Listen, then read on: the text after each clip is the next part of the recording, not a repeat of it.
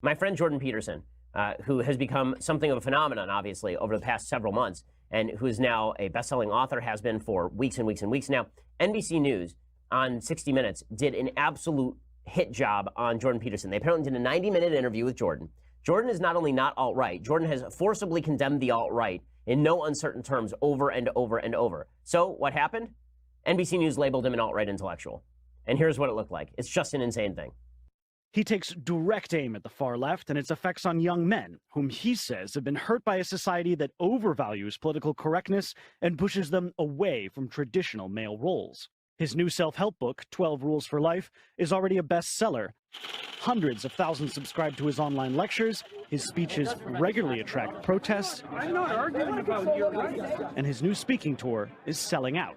Feels like a movement, and I'm excited to be a part of it. I think he's dangerous because of the sorts of people that he enables. Journalist John Semley has criticized Peterson. Is there an ideological similarity between Jordan Peterson and Donald Trump and his followers? I would say fundamentally, yes. They both believe in this basic split of winners and losers, of hierarchies being natural. Peterson doesn't apologize for his mostly male audience and tells them not to apologize for their privilege, describing himself as a kind of father figure. Get your bloody act together, but I'm on your side. Using psychology, religion, and biology to justify the same inequality the left opposes. What you're saying, it just sounds a bit grim, doesn't it? No. No? No, it sounds a lot grim.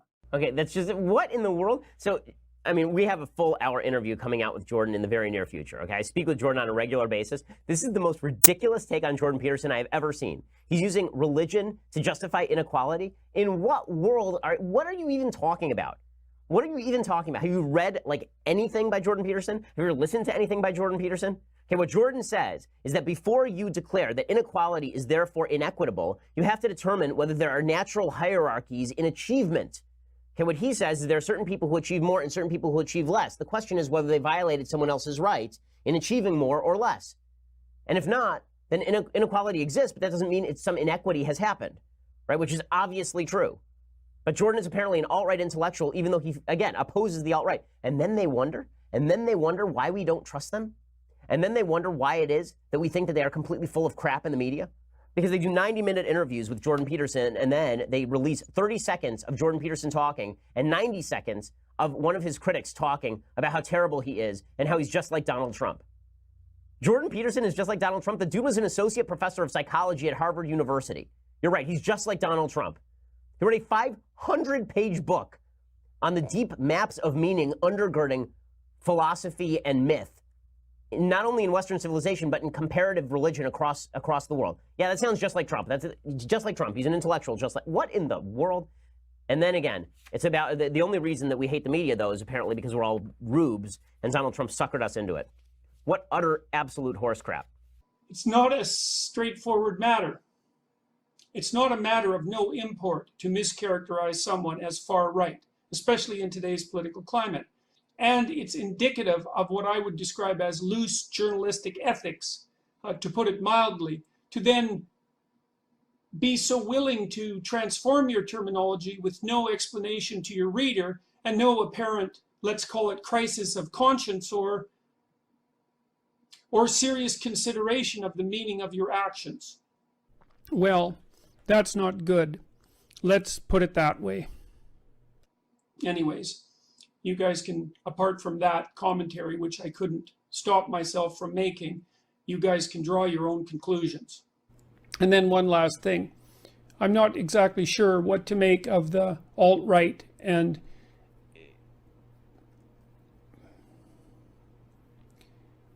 then one last thing. I'm not sure what. And then one last thing. I'm not sure how to understand the alt-right or to characterize it or even to know what to think about its hypothetical existence or my association with it. But I can tell you that I'm not in favor of people banding together in ideological groups, and instead would much rather see people live fundamentally productive and meaningful and honest individual lives, and in that manner be a light unto their neighbors, so to speak, to show the way to live in the world without undue ideological possession and to move forward things productively in that manner. I don't know of any pathway forward through this increasingly polarized political landscape that we find ourselves in that isn't absolutely rife with the possibility of conflict. And if I haven't made that clear so far, I would certainly like to make it clear now. So I would encourage those of you who are considering yourself, say on the alt-right for that matter, as well as on the radical left, to transcend your dangerous and impersonal ideological identification and start to live as true individuals in the world. That's what I think, and I hope that I've been communicating that, and if I haven't, well, I apologize, because that's what I've been trying to do. I've had many people write me from the right, or from the fringes of the radical right, saying precisely that listening to my lecture stopped them from going all the way.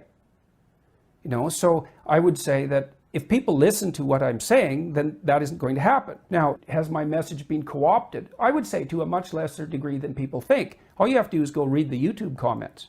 And there's thousands and thousands of them. And I mean, YouTube comments, it's like most of them are, generated by denizens from the pits of hell. They're really dismissive, aggressive, rude, vulgar, thoughtless, provocative, prejudicial. I mean, you name it. Like we were discussing before off camera, the notion of, I think it's called Godwin's Law, Right. where at a certain point, a YouTube or any internet discussion will degenerate into Nazi comparisons. Right, exactly. And so, but that isn't what characterizes the comment stream on my YouTube videos, with very rare exceptions. And so, I don't believe that what I've been discussing has been co-opted to any significant degree. I think that what has happened is that at this time and place, for some reason, it isn't the people on the left who are particularly open to the message, but that's because I think that they're far more gripped by the totalitarian spirit than people aligned along the rest of the spectrum. And they also have more power. Now, they have more institutional power of a certain type, particularly in the universities, but not only. This sounds like a highly academic context in which you're describing. Yes. And what concerns me is looking at the wider societal and global context. There is definitely a resurgence of the right. Well, it's the polarization, The polarization is disturbing. And what I try to recommend to people, and I did in my talk last night, for example, is that they find someone that they don't agree with and have a conversation with them. Now, it has to be someone that you can have a conversation with, but a lot of that will just involve listening. It's like we have to extend our hands across the gap, because otherwise we'll polarize. That's what's happening. You saw it in Berkeley last week.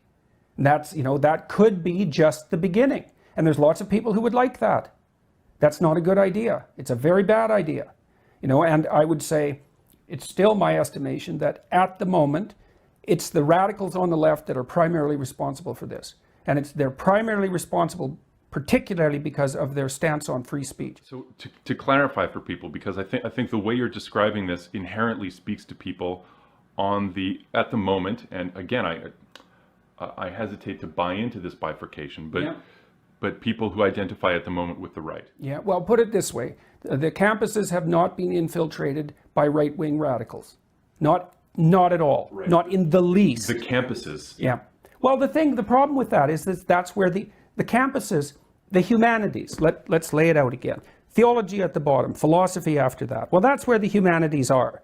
The humanities are nearest to the foundation of our culture. And they're completely dominated by radical leftists. Like, there aren't even conservatives in those domains, let alone right-wingers. There's not even any conservatives. I mean, maybe you can call conservatives right-wing. I think you're pushing your luck when you do that. But there's no conservatives even. So the centrists are on the right as far as the people in the humanities are concerned. Well, that's not good. And it's seriously not good, because the humanities have way more effect on our culture than we think. But would you be willing to say, for the record and to the camera, and if you're not, that's fine, but would you be willing to say that you yourself actually do not identify with what appear to be, for some of us, more insidious elements of the right? I'm not political. I've made my decision. Many times I've thought of running for political office. And if I did in Canada, the most logical place for me to be would be in the Liberal Party, although I think that it's also been hijacked by the social justice warrior types to a to a very damaging degree, especially you see that in Ontario. But I've decided at multiple points in my life that I'm not playing at the political level. I'm playing at the philosophical level, or maybe I'm playing at the theological level. And what I'm trying to do is to say what I think as clearly as I possibly can, and to listen to the feedback and modify my message when that seems to be necessary. And apart from that, I'm willing to let the chips fall where they will, because that's also part of the decision. The decision is that if you believe, if you choose to believe, if you choose to act as if the truth brings being into existence in the best possible manner, then you speak your truth, you examine your conscience, you listen to feedback, and you allow the events to unfold as they will. And I am trying to do that. That's what I'm attempting.